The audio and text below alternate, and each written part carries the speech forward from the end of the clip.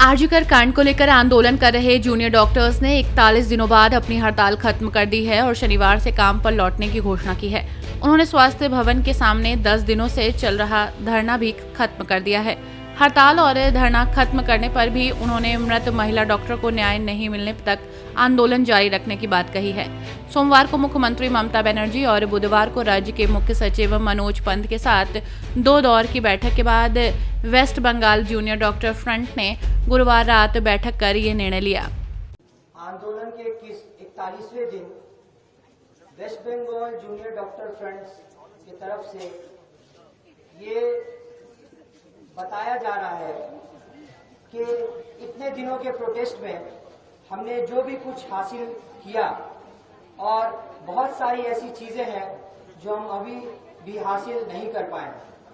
हमने properly non violent तरीके से प्रोटेस्ट करके लोगों का जो प्यार समेटा है उसके लिए हम लोगों के बहुत आभारी हैं। इसी के साथ साथ जिस तरह से लोगों के सहयोग से हमने अपने आंदोलन के बलबूते पर कमिश्नर ऑफ पुलिस कोलकाता का जो रेजिग्नेशन हासिल किया, इसी के साथ साथ कुछ कर्मचारियों जैसे डीएमई डीएचएस को पद से इस्तीफा देना पड़ा, ये सारी उपलब्धियां हमने इस आंदोलन से हासिल की। लेकिन इसका मतलब ये बिल्कुल भी नहीं है कि आंदोलन अभी खत्म हो गया। हम लोग इस आंदोलन को एक नए रूप से आगे ले जाने की कोशिश कर रहे हैं। आज जो हमारे पास एक डायरेक्टिव स्वास्थ्य भवन के डायरेक्टिव गवर्नर की तरफ से जो आया है, जो कल के मीटिंग जो हमारे चीफ सेक्रेटरी के साथ हुआ था, उसके रूप में हमने एक डायरेक्टिव पाया जिसमें ये बातें कही गई कि सेफ्टी सिक्योरिटी ये सारी इम्प्लीमेंटेशन होगी, लेकिन ये कब होगी इसके बारे में कुछ नहीं बताया गया। इसी के साथ साथ जो थ्रेट कल्चर, जिसका हमें पूरा यकीन है कि अभया एक थ्रेट कल्चर के वजह से जो ये दुर्घटना हुई है, वो अभया की दुर्घटना थ्रेट कल्चर के वजह से ही हुई है। इसी के साथ साथ जो हमारा डिमांड इलेक्शन को लेकर है, ये पक्का यकीन है हमें कि जो इलेक्शन जब रिप्रेजेंटेटिव्स को हमारे सरों पर थोप दिया जाता है तो वो थ्रेट कल्चर का भागीदारी बनकर हमारे सरों पर अपना एजेंडा, अपना प्रोपेगेंडा हमारे सरों पर लादने की कोशिश करते हैं। इससे थ्रेट कल्चर को बहुत बढ़ावा मिलता है। हमारा ये अब भी डिमांड है कि प्रिंसिपल सेक्रेटरी को पद से हटाया जाए। इसी के साथ साथ हमारा ये भी डिमांड है कि थ्रेट कल्चर पर कोई कड़ा रूप में, किसी कड़े रूप में कोई एक्शन लिया जाए। इसके साथ साथ हम ये भी डिमांड करते हैं कि जो जो चीजें हमें बोली गई है उस पर जल्द से जल्द एक्शन लिया जाए। हम कल स्वास्थ्य भवन से लेकर सीजीओ कॉम्प्लेक्स तक एक बहुत बड़ी रैली का आयोजन करने वाले हैं और इसी के साथ जो हमारा यहाँ पर अवस्थान है, धरना है, इसको यहाँ पर खत्म करने का अनाउंस करते हैं। लेकिन हम जब अपने कॉलेज को वापस जाएंगे तो हमारी नजर प्रशासन पर जरूर रहेगी कि वो इन चीजों पर किस तरह से एक्शन लेती है। अगर इन चीजों में कोई भी कोताही या ढिलाई बरती गई तो हम जरूर वापस और भी कठोर तरीके से और भी पक्के तरीके से हम वापस सीज वर्क को लेकर आएंगे।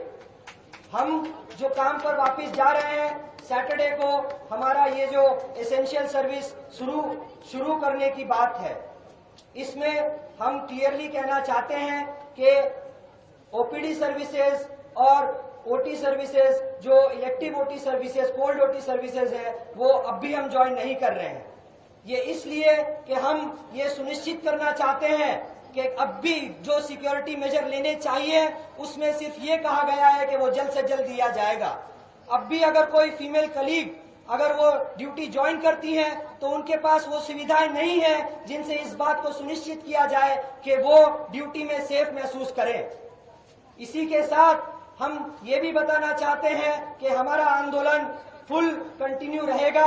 हमारा जस्टिस फॉर अभया हमेशा पहला प्रायोरिटी रहेगा।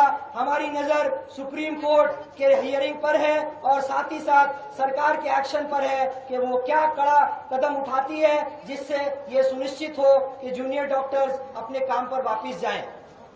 अभी हमने ये भी देखा कि बहुत सारे इलाकों में अभी बाढ़ की समस्या बहुत ज्यादा बढ़ी हुई है। हम डॉक्टर्स ये मानते हैं कि जब भी कोई आपदा किसी भी मानव पर आए, किसी भी मनुष्य पर आए, तो हमारा ये कर्तव्य है कि हम जाकर जल्द से जल्द उसका पालन करें।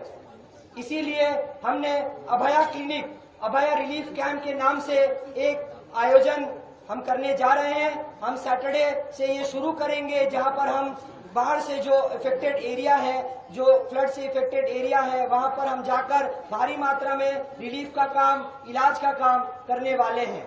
इसीलिए भी हमने इसेंशियल सर्विसेज शुरू करने का ऐलान किया है ताकि जो भी लोग बाढ़ में ग्रस्त हैं उनको किसी भी तरह की कोई समस्या न हो। लेकिन हम ये सुनिश्चित करना चाहते हैं कि जिन जिन लोगों का प्यार हमें मिला, अब हम उसे वापस समाज को लौटाने के लिए जा रहे हैं। लेकिन हम पूरे तौर से अब भी नहीं जा पा रहे हैं क्योंकि सेफ्टी और सिक्योरिटी अभी तक सुनिश्चित नहीं किया गया।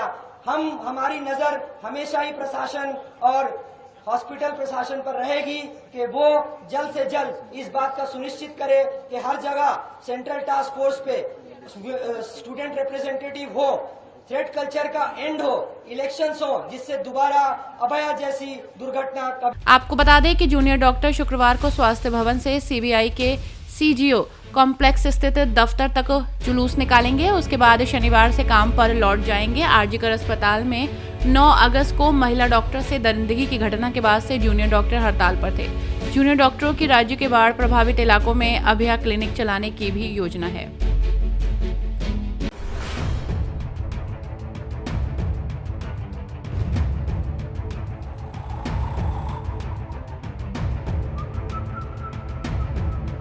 हर बड़ी खबर का असली एड्रेस है खबरनामा, इसलिए हर न्यूज अपडेट के लिए सब्सक्राइब करें और फॉलो करें खबरनामा। और इस वीडियो के लाइक बटन को प्रेस कर इस वीडियो पर कमेंट के जरिए अपनी राय देना ना भूलें।